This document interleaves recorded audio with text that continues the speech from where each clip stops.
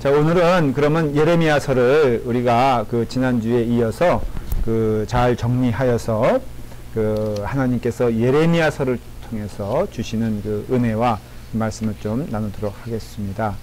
그 예레미야서는 상당히 그 독특한 그 면이 있죠. 뭐냐면은 자기네 나라가 망한다라는 것이에요.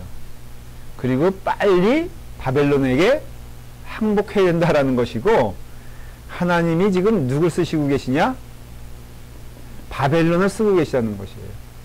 뭐 이게 참 이해하기 어렵지만 또 이해할 수 있는 게 우리나라 입장에서 생각해 보면은, 자, 우리는 일본에게 망한다. 이게 하나님의 뜻이다. 그리고 그 원인은 물론 그 우리의 죄 때문이에요. 예레미야서의 입장에서는 이스라엘의 죄를 하나님이 징계하신다라는 것이에요. 그러니까 우리 입장에서는 우리의 죄를 하나님이 징계하시는데 그 손을 누구를 사용하시냐면은 일본을 사용한다. 그리고 일본에게 빨리 항복하는 게 살 길이다.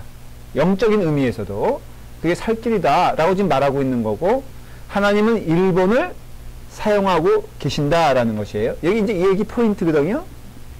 근데 그럴 때 막 질문이 막 나오는 거예요. 왜 하나님은 그러면 일본은 공의로우느냐?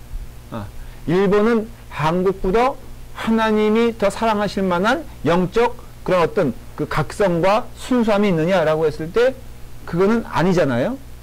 오히려 그 당시 뭐 아주 객관적으로 보면은 한국의 영성이 하나님을 향한 마음이 일본에 비교해서 어떻다고 생각하십니까? 훨씬 더 하나님께 다가가 있는 사람은, 일종의 말하자면 하나님께서 생각하시기에는 한국이 더 믿음적이죠. 복음적이죠. 근데 하나님이 한국을 징계하신다? 그래서 일본의 손길을 통해서 능히 그럴 수 있다는 논리가 예레미야서예요. 그 하나님께서 사용하시는 바벨론이 하나님이 징벌하시고자 하는 그 남유다보다 그 나라가 더 하나님 백성다운 사람이었냐라고 했을 땐 아닌 게 확실하거든요. 바벨론은 우상민족이었고, 우상을 숭배하는 나라가 이방민족이었고, 하나님을 대적했던 무리들인 건 사실이거든요. 그런데 하나님께서 그 바벨론을 사용하시니 바벨론이 그러면 이스라엘, 남유다보다 축복받은 존재냐? 막 질문이 생기는 거예요. 우리 예를 들어서 우리 믿는 사람들을 하나님이 사랑하셔서 징계하신다라는 논리가 한편으로는 이제 그 부분은 이해가 되죠. 아, 내가 하나님의 길을 가는 데 있어서 그 하나님의 길에 합당하지 않으니까 나를 매를 대신다. 근데 그 매를 대시는 그 도구가 나보다 더 믿음 생활 안 하는 자들, 나보다 더 세상적인 사람들, 이러면 이게 납득하기 상식적으로, 신앙의 상식으로 생각해도 납득할 수 없잖아요. 그러면 저 사람들이 더 나보다 신앙적인 사람들이 있는 것이냐? 또 하나님은 저 사람들의 손길을 사용하신다고 했을 때 그럼 그러니까 하나님이 사용하신다고 다 좋은 거냐? 그러니까 다 선한 거냐? 다 옳은 거냐라고 했을 때 성경은 그것도 아니다라고 말하는 것이에요. 이상한 아주 지금 얘기가 되는 거예요. 남유다가 나쁜 건 사실이지만 그렇다고 해서 그것을 징계하는 바벨론은 그러면 좋은 거냐? 그거 아니라는 것이에요. 악하면 누가 더 악하냐? 바벨론이 더 악하다는 거예요. 그런데 그러면 하나님이 바벨론을 사용하시는 건 뭐냐? 그것은 심판의 순서에 있어서, 징계의 순서에 있어서 하나님 먼저 사랑하는 자에게 매를 대시고, 바벨론은 그럼 어떻게 하냐? 결국은 역사적으로 보면은 바벨론은 망하게 됩니다. 흔적도 없이. 그러니까는 그 바벨론을 또 심판하는 문제는 또 다른 문제라는 것을 알 수 있어요. 지금의 우리 입장에서 보면은 하나님이 누구를 통해서 나를 징계하신다고 했을 때 그 사람이 나보다 악하다고 하여도 하나님의 도구가 될 수 있느냐? 될 수 있다는 거예요. 근데 그 사람에 대한 심판은 그건 하나님의 영역이라는 것이에요. 근데 반드시 악한 자는 멸망한다는 영적 그 원리와 논리는 맞는 거예요. 그래서 그 사람은 결국은 여러분 세상 사람들이 우리를 통해서, 그러니까 하나님의 어떤 손 도구가 되어서 우리를 징계할 때 더 선하기 때문에 징계하는 거 아니고요. 그럼 그 사람은 어떻게 했냐? 망해요, 결국은. 그 사람은 망해. 그러나 그 사람이 망하는 거, 우리가 매맞는 거와는 질이 틀린 거예요. 이스라엘 사람들, 남유다를 향한 하나님의 아주 매질의 손길, 심판의 손길은 그 사람을, 그러니까 그 남유다를 망하려고 하는 것이 아니라 살리려고 하는 것임을 알 수 있어요. 그래서 결국은 바벨론 포로를 통해서 그 그루터기에 어떤 그 하나의 그 뿌리를 남겨두지 않습니까? 이게 북이스라엘은 없던 거거든요. 그러니까 북이스라엘은 완전 하나님의 어떤 의미에서는 버린 민족이고, 남유다는 하나님께서 사랑하셔서 징계하시는, 그러니까 징계 혹독하죠. 얼마나 혹독한지를 예레미야서를 통해서 보면 이제 몇 가지 나오게 돼요. 어느 정도까지 가게 되면요.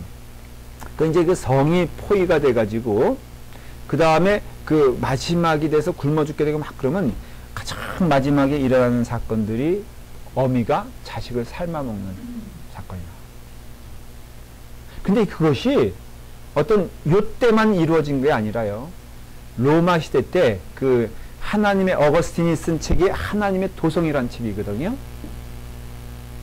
얼굴 보니까 뭐 이렇게 말을 해도 그 하나님의 도성인데, 그 제롬이란 그 성경 그 학자가 있지 않습니까?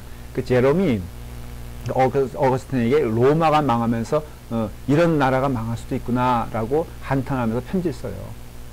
그러니까 어거스틴이 그것을 이렇게 보고 받고 그 다음에 깨달은 것이 하나님의 도성.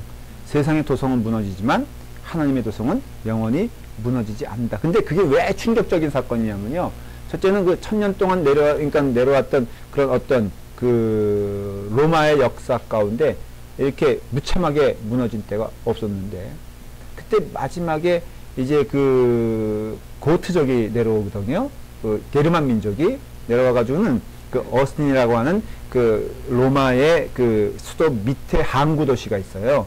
여기서 모든 물류, 곡식 그런 게 들어오는 거예요. 그래서 이 로마가 힘이 약해지면서 나라를 이렇게 지킬 만한 힘이 없을 때 이 고트족이 어딜 점령하냐면 어스틴이라는 항구를 점령해버려요. 그러니까 이건 먹는 걸 점령해버리고 그냥 포위만 하는 거야. 공격을 하는 게 아니라 거길 딱 막아놓고 포위만 하는 거예요. 그러니까는 얼마나 비참했겠어요. 그냥 굶어 죽으라 이거예요. 그때 일어난 사건들이 이때 그 예루살렘이 무너지면서 일어났던 사건과 똑같은 현상이 일어나는데, 마지막이 뭐냐면 그 어미가 자식을 삶아먹는 사건. 그러니까 이와 같이 어떤 그 아주 무서운 일들이 벌어지게 되면서 그 고민과 그 다음에 거기에 대한 답, 깨달음이 이 예레미야서를 통하여 이제 나오게 되는 거죠. 그래서 예레미야서는 욥기와 조금 연결이 되어 있어요. 그게 뭐냐면은 왜? 욥기의 주제가 뭐예요? 하나에. 하여간 뭐 얘기하려고 하면 이게 적어가지고 어떻게 하겠다는 거야. 잘 들어야지. 대답해 보세요. 욥기의 주제는 뭐였죠? 아이고 주여 했는데. 욥은 선한 사람이에요? 악한 사람이에요? 선한 사람이에요. 그렇죠? 근데 욥은 선한 사람인데 시련을 만나요? 안 만나요? 어떻게 보면 징계를 만나요? 안 만나요?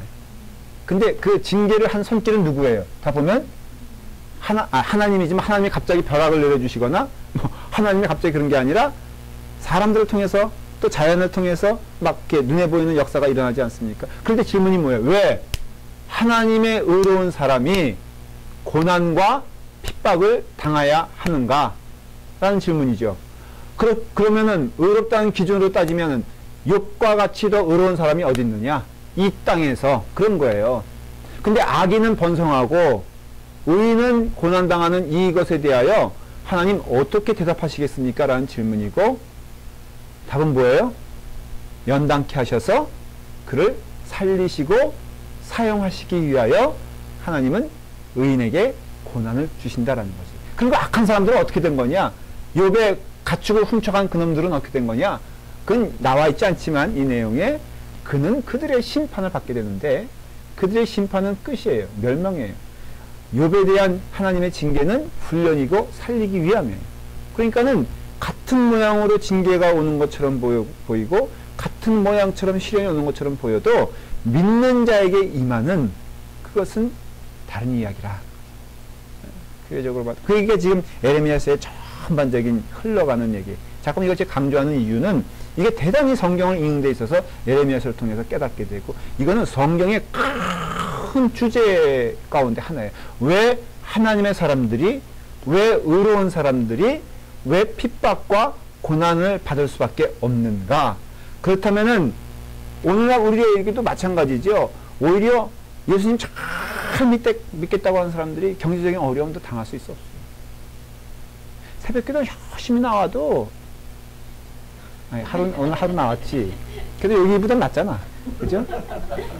여기는 뭐, 가끔 권혜리 집사님도 집안에 무슨 우환이 생기거나 부부의 싸움을 했으면 나와. 느닷없이 나와. 근데 느닷없이 나오는 사람들은 내가 굉장히 신경 써서 봅니다. 왜냐면 너무 이상하잖아. 매일 나오는 사람들은 괜찮아. 우리 새벽기도 주일날 어떤 때는요, 주일날도 딱딱 그 자리에 그 사람 이렇게 딱 있잖아. 근데 새벽기도에 가끔 나오는 사람도 있어. 권혜리 집사님 가끔 나오면은 또 하루 종일 내가 목회가 안 되는 거야. 김봉래 집사님 오늘 나왔으면 오늘 하루 종일 내가 이분이 왜 이런가 갑자기 정상적인 생활을 해야지 이렇게 비정상적인 생활을 이렇게 됐을 때 기도해도 고난 당할 수 있어요. 목사도요. 저도 나름대로 순수하게 열심히 하려고 그러는데 속색인 사람은 그대로 있는 거야. 그때 어떤 때는 기도가 되고 도전이 되는 게 내가 기도가 부족해서 그러나. 나중에는요, 이게 이 영적으로 굉장히 주눅들기 시작하면 모든 게 내 탓이야. 저 중부교회 안 팔리는 것도 내 탓이고, 둘이 싸우는데 꼭 와서요, 이 교회가, 이 과정이 뭐냐면은, 어느 중간 단계에 어떤 생각이 벌어지면, 이 목사님께 다 와. 지들끼리 이제 하다가, 이제 해결 안 되잖아. 그래서 목사님한테 하는 얘기가, 목사님 믿음으로 판단해 주세요. 이게 아니야. 목사님 누구 편이에요? 목사님 누구에게 옳아요? 자기에게 옳게 만들지. 그래서 목사는요, 그럴 때 잘 들어야 돼. 정신 똑바로 차리고 상대방 얘기도 들어봐야 되고요. 그 다음에 종합적으로 그거예요. 간에. 그래서 에레미야서의 가장 큰 포인트는 뭐라고요? 왜 의로운, 다시 말하면 왜 하나님의 백성인 남유다가 망할 수밖에 없는가 라는 포인트에서 예레미야는 하나님 말씀 전하는 거예요. 매국노가 아니에요. 하나님 말씀 전하는 자로서 그 스스로가 괴로운 거예요. 왜냐하면 나 전하고 싶지 않은 거예요. 이런 말 전하고 싶은 사람이 어디 있겠어요. 너무 괴로우면서 막 하나님께 질문하고 사람들에게 핍박당하고 하는 과정들이 어디에 있냐? 에레미야서에 있다라는 것을 알 수가 있어요. 결국은 그 7장 9절 내용 제가 좀 읽어볼게요. 너희가 도둑질하며 살인하며 간음하며 거짓 맹세하며 바알에게 분향하며 너희가 알지 못하는 다른 신들을 따르면서 내 이름으로 일컬음을 받는 이 집에 들어와서 내 앞에 서서 말하기를 우리가 구원을 얻었나이다 하느냐. 이는 이 모든 가증한 일을 행하려 함이로다. 내 이름으로 일컬음을 받은 이 집은 너희 눈에는 도덕의 소굴로 보이느냐.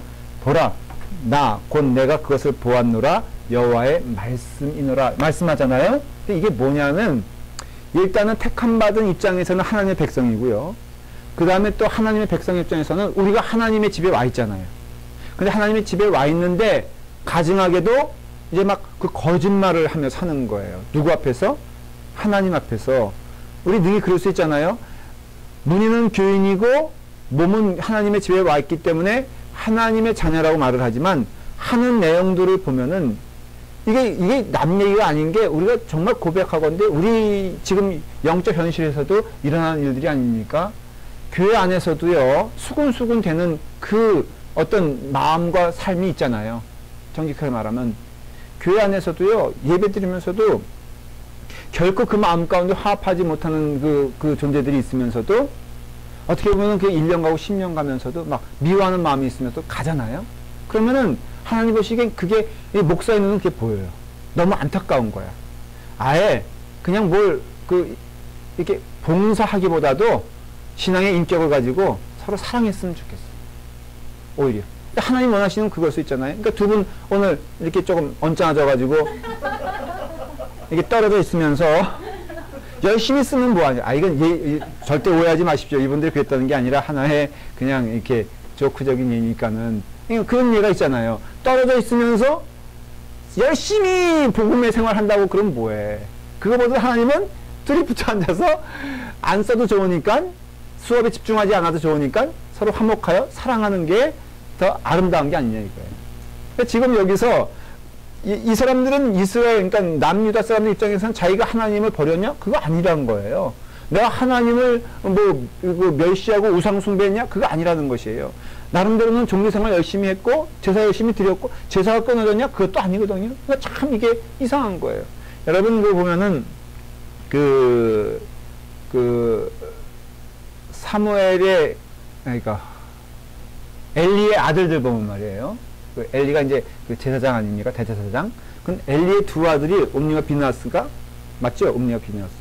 제가 비느하스가 무슨 짓을 합니까? 전혀 짓을 안 하죠.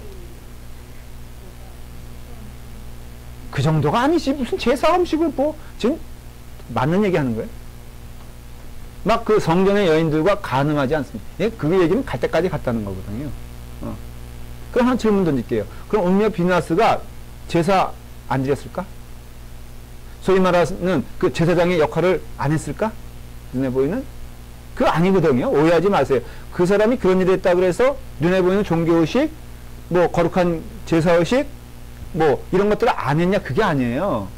그러니까 우리가 착각하지 말아야 될 것은 우리가 제사의식, 예배의식, 뭐 종교행위 했다 그래서 우리의 삶이 하나님께 드려지는 것이 아니라 하나님은 우리의 마음을 보시고 우리의 행위를 보신다는 거죠. 그런데 여기 보세요. 너희가 도둑질하며 살인하며 간음하며 거짓 맹세하며 바알에게 분향하면서도 그러면서도 내 이름으로 일컬음을 받는 이 집, 그게 뭐예요? 성전 아니에요? 이 집에 들어온다는 데 문제가 있는 거예요. 그러니까는 이 사람은 도둑질해. 세상에 나가서는. 이 사람은 살인을 해.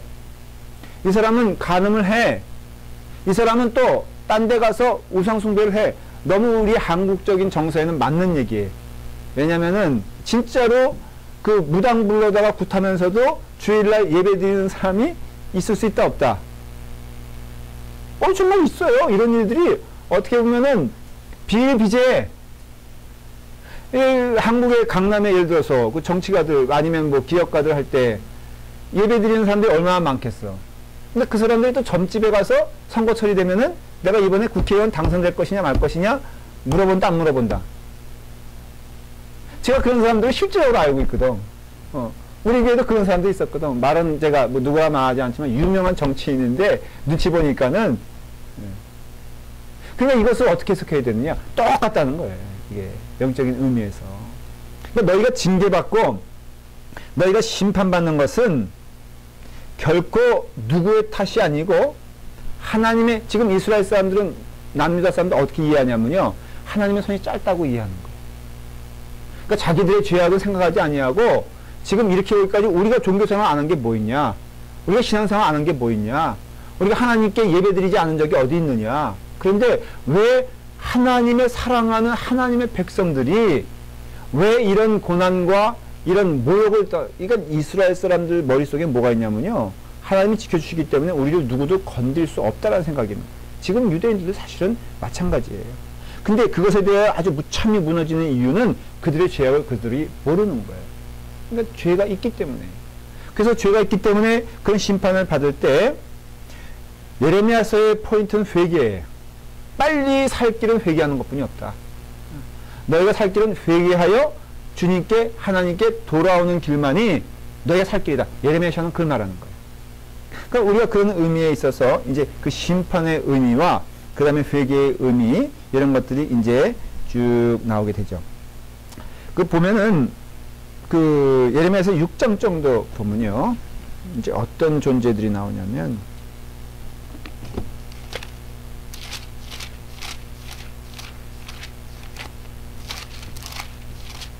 예레미야 6장 정도 볼까요?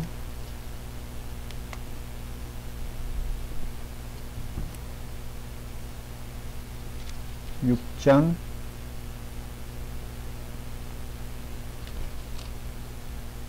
14절 보면요, 6장 14절 한번 다 같이 읽어볼까요? 시작. 그들이 내 백성의 상처를 가벼이 여기면서 말하기를 평강하다 평강하다 하나 무엇이 없다고요? 평강이 없도다 그랬어요. 13절 거꾸로 읽어볼까요? 시작. 이는 그들이 가장 작은 자로부터 큰 자까지 다 탐욕을 부리며 선지자로부터 제사장까지 다 거짓을 행함이라 그랬어요. 지금 이게 남유다의 심각한 문제가 뭐냐면 사람들에게 평화가 있다는 것. 걱정하지 말라는 것이. 무슨 소리예요? 하나님께서 지켜주신다, 안 지켜주신다? 지켜주신다는 거예요. 예루살렘은 포위되어 있는데 말하기를 걱정하지 마라. 하나님이 지켜주신다. 근데 그렇게 말하는 자들이 누구라는 거예요? 근데 그 제사장이 어떤 사람들이에요? 거짓 제사장들이라 이거예요. 여러분, 이건 오늘날에 너무너무 적용되는 말씀이에요. 오늘날 교인들이 듣고 싶어하는 얘기가 뭐예요? 이게 앙케이트 조사를 해봤어요. 당신은 교회에 갔을 때 가장 먼저 받고 싶고 듣고 싶은 게 뭡니까? 라고 물어봤더니 넘버원이 뭔지 아세요? 추측컨대 한번 얘기해보세요. 넘버원이 뭐 같아요? 복 받는 거? 네. 여러분 같이 그죠? 아니에요. 그것도 포함되는데 넘버원이 뭐냐면 위로예요. 위로. 그러니까 같은 거지. 그러니까 교회에 와서 제일 듣고 싶어 하고 제일 원하는 게 뭐냐면은 위로. 그 말의 전제는 뭐냐면 자기 많이 힘들다는 거예요. 자기 많이 상처받았다는 거예요. 그러니까는 누구든지 나를 위로해 주는 것에 대한 가장 그 분명한 통로로 교회를 택하는 거예요. 그 교회 와서 듣고 싶은 목사님을 택해서 목사님도 그러니까 어떻게 설교해야 돼? 위로의 설교해야 돼. 네.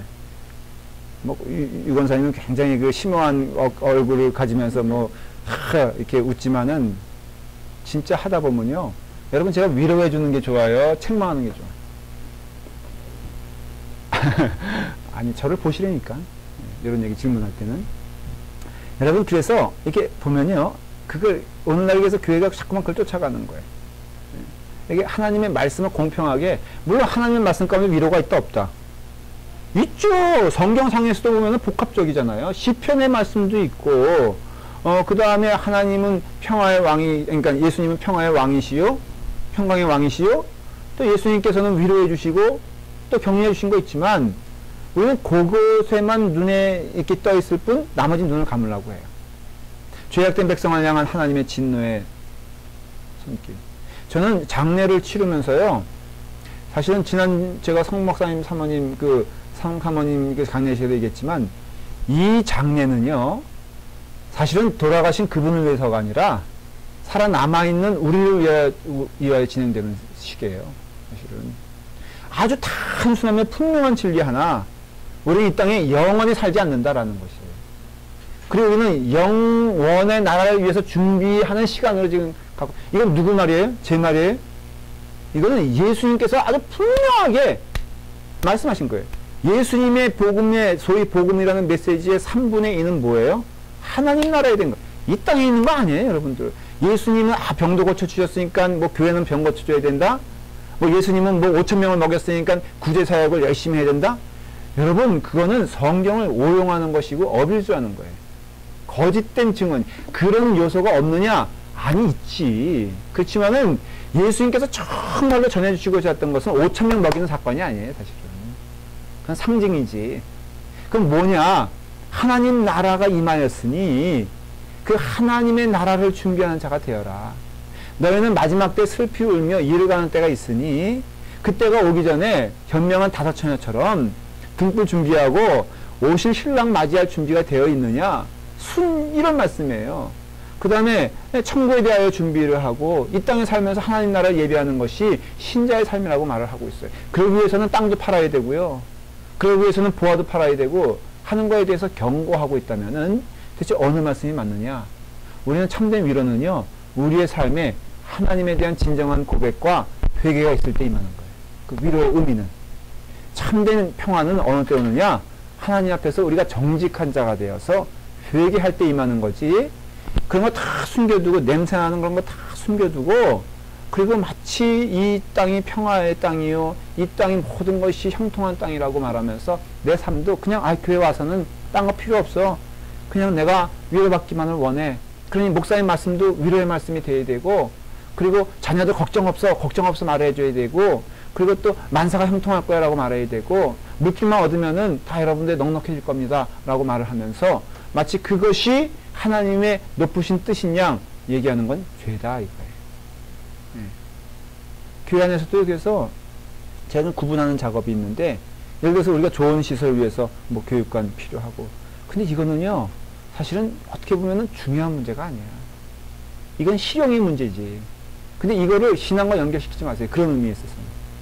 마치 이렇게 돼 있으면 뭐 우리가 더 은혜를 더, 아니요. 지금 은혜의 포인트는 뭐냐면 바로 여러분들의 마음속에 있는 것들을 하나님께 고백하는 그것이라 하는 것이에요. 그래서 그 예레미야 서는요, 철저히 지금 마음에 대해서 얘기하고 하나님의 그런 어떤 뜻에 대해서 얘기해요. 그런 가운데 심판의 그 우선성, 아까 얘기한 거 조금 더 정리해 드릴게요. 그게 뭐냐면, 하나님은 먼저 악한 자를 심판하십니까? 선한 자를 심판하십니까? 라는 질문에 답을 해야 돼요. 하나님은 먼저 하나님의 사람을 심판하십니까? 아니면 하나님의 사람이 아닌 이방 민족을 심판하십니까? 라는 것에 대한 질문을 해야 돼요. 답은 하나님의 백성을 먼저 심판하세요. 하나님의 백성 아닌 자들을 심판하는 것은 그것이 멸망의 마지막이에요. 그러니까 기회가 없어요. 그러나 하나님의 백성을 심판하는 이유는 분명한 것은 하나님의 백성들을 어떻게 하려고요? 더 구원시키려고 한다는 것이에요.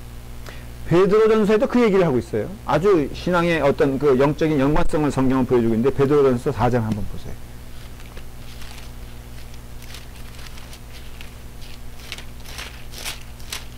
베드로전서 구약 읽지 않죠?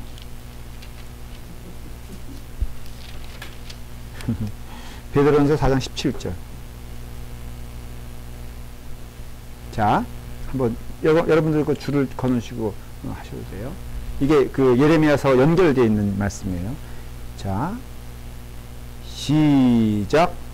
하나님의 집에서 심판을 시작할 때가 되었나니 만일 우리에게 먼저 하면 하나님의 복음을 순종하지 아니하는 자들의 그 마지막은 어떠하며. 여러분 이해가 되십니까? 지금 말하고자 하는 내용이 뭐예요?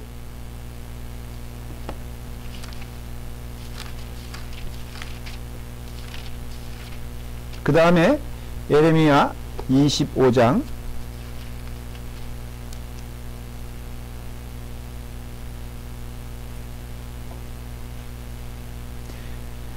29절을 보면요, 제가 읽어볼게요. 그냥 보라, 내가 내 이름으로 일컬음을 받는 성에서부터 재앙 내리기를 시작하였은즉 너희가 어찌 능히 형벌을 면할 수 있느냐? 면하지 못하리니 이는 내가 칼을 불러 세상의 모든 주민을 칠 것임이라 하셨다 하라. 만군의 여호와의 말씀이니라. 그게 돼 있어요. 그러니까는 여기 보니까는 보라, 내가 이제 치는데, 내가 심판하는데, 어디를 심판하고 있어요 지금? 내 이름으로 일컬음을 받는 성에서. 이건 누굴 말하냐면 예루살렘 성을 말하는 거예요. 예루살렘 이런 이름이 뜻이 뭐예요? 바로 하나님이란 뜻이거든요. 그러니까는 내 이름으로 일컬음을 받는 성에 하나님이 먼저 재앙을 내리신다 이거예요. 먼저 재앙을 받는 자들은 누구냐 하면은 하나님의 백성이라는 거예요. 그러니 여기 아까 말한 베드로전서 4장 17절 다시 읽으면 하나님의 집에서 심판을 시작할 때가 되었나니, 그래서 보면은 거기 보면 주석 성경에 보면요, 그걸 아까 제가 읽은 예레미야서 25장과 링크를 시켜놨어요. 여러분들이 나중에 혹시 주석 성경 가지신 분들은 다 주석 성경 있으세요? 거기? 여러분들? 거기 보면은 그 17절 하나님의 집에서 심판을 시작할 때가 되었나니, 거기 보면 반드시 마크가 되어 있어요. 그리고 거기 딱 옆에 보면은 그 마크한 그 여자면 여자, 아자면 아자, 요자면 요자, 이런 식으로 연결되어 있어요. 그러면 그 딱 보면은 거기에 뭐라고 되냐면 예레미야 25장 말씀이 있어요. 그러니 지금 베드로 그 서에서 말하는 것이, 베드로전서에서 말하는 것이 바로 똑같은 내용이에요. 그 예레미야서에서 말하는 거와. 먼저는 심판이 어디서 시작된다? 하나님의 집에서 시작된다는 것이에요. 그러면서 하나님의 집에서 심판을 시작할 때가 되었나니, 만일 우리에게 먼저 온다면 그것이, 그러면 뭐예요? 나중에 하나님의 복음을 순종하지 않은 자들에게는 그 마지막은 어떠하겠느냐? 그러니 우리가 심판받을 때 왜 하나님은 하나님의 백성을 심판하시며 하나님의 백성 아닌 자들은 왜 우대하십니까? 라는 질문을 할 필요가 없는 게, 그들은 결국 그 심판의 마지막은 또 비참하고 무서울 거란 걸 얘기하는 것입니다. 아, 그들이 하나님의 손길이었는데, 맞잖아요. 바벨론이 하나님의 그런 점에서는 매였어요. 여러분 오늘날에도 우리가 세상을 통해서 매를 받습니다. 어떤 의미에서는 세상을 통해서 부끄러움을 당합니다. 세상 사람들이 막 그 믿는 자들을 향하여서 어떤 때는 그런 부하가 치밀 때가 뭐냐면, 한편으로는 맞으면서도 한편으로는 화딱지가 나는 게 뭐냐면, 아 교회가 말이야 그렇게 가난한 자를 돌보지 아니하고 막 그런 얘기할 때 제가 통계를 봐요. 여러분 한국에서 교회가 예를 들어 사찰 있잖아요. 절에서 하는 구제 사역이 많을까, 교회가 하는 구제 사역이 많을까? 대강 질문하니까 몇 프로일 것 같아요? 70%? 거의가 교회에서요. 절에서 하는 부분은 극히 소수예요. 실제적으로 나라에서 다 구제를 할 수 없잖아요. 그래서 아 좋다, 우리 안 한다 이제. 그래서 기독교 모든 기관과 단체가 모든 병원, 모든 학교, 모든 고아원, 모든 밥 먹여주는 거 다 멈춰버리면 나라의 복지 정책의 70%가 무너졌습니다. 물론 부작용, 그러니까 눈에 보이는 어떤 거대 교회, 뭐 방탕한, 그 다음에 뭐 이렇게 사치스러움, 그건 맞아요. 인정을 해요. 부끄러운 얘기예요. 그런데 여러분, 교회가 그래서 정말 그걸 다 멈춰버리면은, 그럼 미국도 마찬가지인 거 알아요, 여러분들? 그러니까는 어떤 때는 화가 나는 거는, 교회가 그래서 멈춰버리면은, 이게 어떻게 되냐 이거예요. 그러니까는 말할 자격도 없는 자들이 말을 한다고 했을 때 우리는 이게 아니죠. 누구의 소리란 걸 인정해야 돼요? 하나님은 막대기를 들어서라도 우리에게 외치는 하나님이시거든요. 그러니까 그걸 인정해야 되는데, 그럼 그 사람들은 왜 우리에게 말할 자격이 있느냐? 성경적으로는 그 말할 필요가 없다는 거예요. 왜냐면 그들의 멸망은 우리의 다음인데, 그들의 멸망의 무서움은 우리가 받는 지금 징계에 비교할 수 없는 것이라는 것을 말합니다.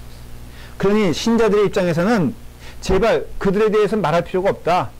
그들에 대하여 속상할 것도 없다. 하나님에 대하여 물어보지도 말아라. 라는 것이에요. 그게 바로 46장부터 예레미야서 46장부터 49장까지는, 그래서 50장부터는 바벨론에 대한 얘기가 돼요. 그게 무슨 얘기냐면은, 한마디로 말하면 내가 나머지 세상에 대하여 잊고 있다고 생각하지 말아라. 그런 질문을 할 거 아니에요. 그렇죠? 그럴 때 내가 나머지 세상에 대해서 잊었다고 생각하지 마라. 50장부터는 바벨론에게 시선을 돌리고 바벨론의 멸망에 대해서 예언하고 있다는 것을 알 수가 있습니다. 그러니까 그걸 보게 되었을 때 한마디로 말하면 예레미야가 예언하는 것은 무엇이냐면, 우리가 하나님께로부터 멀어져 갔으면은 그 삶에 있어서 결론은 망할 수밖에 없는 것이고, 이 망하는 과정에서 살 길은 무엇이냐면은 바로 하나님께 회개하는 것이라 이거예요. 그래서 지금 예레미야는 뭐 그 정치적인 면에 있어서 바벨론에게 붙어야 산다 이 얘기가 아니라, 하나님은 바벨론을 사용하고 계시다는 거예요. 너희는 이 징계를 피할 수가 없다. 결국은 망할 수밖에 없는데, 하나님은 이러한 과정을 통해 주시는 분명한 메시지가 있다. 회개하여 하나님께 돌아오는 자가 되어라 라는 것이고, 그 나타나는 부수적인 질문들, 왜 하나님은 바벨론을 사용하시나? 바벨론을 사용하신다면은 바벨론은 남유다보다 더 선한 것이냐? 그러면 공평하지 않은 것이 아니냐? 그 질문들에 대하여 차근차근 답을 해주고, 지금 제가 여태까지 말씀드렸던 내용들이, 우리가 불의가 왜 판을 치는가? 왜 불의가 의로운 자들을 심판하는가? 왜 이러한 불합리함이 있는가? 왜 예수를 잘 믿는 사람들, 그 사람들에게 어떤 때는 시련이 오는가? 라는 모든 질문에 대한 답을 예레미야서가 그 욥기와 더불어 함께 대답해주고 있는 것을 알 수가 있고, 베드로전서는 그것을 인용하여서 그와 같이 심판의 무섬에 대해서 경고하고 얘기해주고 있다는 것이에요. 이게 바로 예레미야서가 우리에게 주는 메시지예요. 좀 이해가 되셨습니까?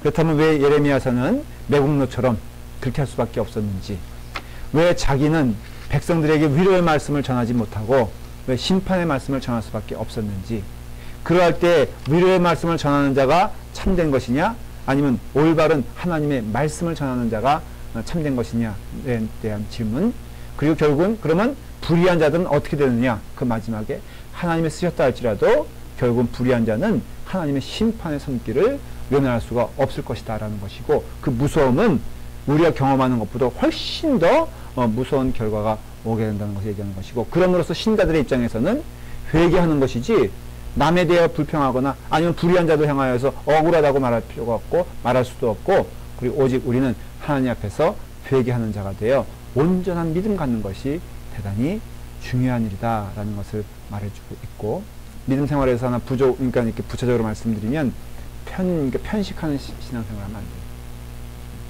다시 말하면 하나님의 말씀을 듣는 자들의 입장에서는 목사님에게 뭐 맨날 제가 그런 점에서는 조심하고 경계하는 부분이지만은 여러분들은 하나님의 말씀을 들어야지, 여러분들은 위로의 말씀만 사모해서는 안 돼요. 또 교회의 존재 자체가 이 세상의 빛과 소금의 역할이지 우리의 육신에 편하고자 오는 것도 아니고, 결국 육신의 평화도 그래요. 영혼이 편해지면요 우리의 육신은 온전히 편해질 것을 믿으셔야 돼요. 이렇게 우선순위가 자꾸 여러분들은 잘못되어 있는데, 그 영혼이 잘된 같이 범사에 잘 되는 것처럼 여러분들이 하나님 앞에 온전히 서 있는 자가 되면요 잠도 잘 와. 확신할 수 있어요. 그리고 걱정이 없어. 걱정이 없다는 뜻은 어떤 객관적인 걱정에 근심거리가 없다는 게 아니라 하나님의 다 은혜와 손길 가운데 있음을 믿고, 제가 지난주에 양심을 얘기했잖아요. 기억하세요? 감사해요. 3일 지났는데. 우리 신앙에 가장 표현되어지는 장소가 어디라고 했죠? 양심이라고 했잖아요. 그래서 선한 양심을 가지라고 그랬고, 하나님 앞에서 착한 양심을 가지라고 했잖아요. 여러분들 알 수 있어요. 지금 여러분들이 하나님과 더불어 떨어져 있는지 붙어 있는지 기뻐하는지 부담스러워하는지 알고 있고, 그것에 대한 귀를 막지 마세요. 그래서 여러분들에게는 그 참 은혜가 넘치는 신자들이 되기를 간절히 바랍니다. 기도하겠습니다. 아버지 하나님, 오늘 예레미야서를 우리에게 허락하여 주시고 그 말씀을 통하여 은혜 주시니 감사합니다. 참된 공의와 참된 하나님의 말씀이 선포되는 귀한 시간 될 수 있도록 인도하여 주시옵시고, 불의가 판치는 세상에서 원망하거나 억울해하지 아니하고, 하나님께서는 반드시 살아계셔서 우리를 때로는 이끄시고 심판하시는 과정을 통하여서 회개하여 주님께 나아갈 수 있는 믿음의 자녀들 될 수 있도록 축복하여 주시옵소서. 참된 신앙과 복음을 허락하여 주시길 원하며 예수님의 이름으로 축복하여 기도하옵나이다. 아멘.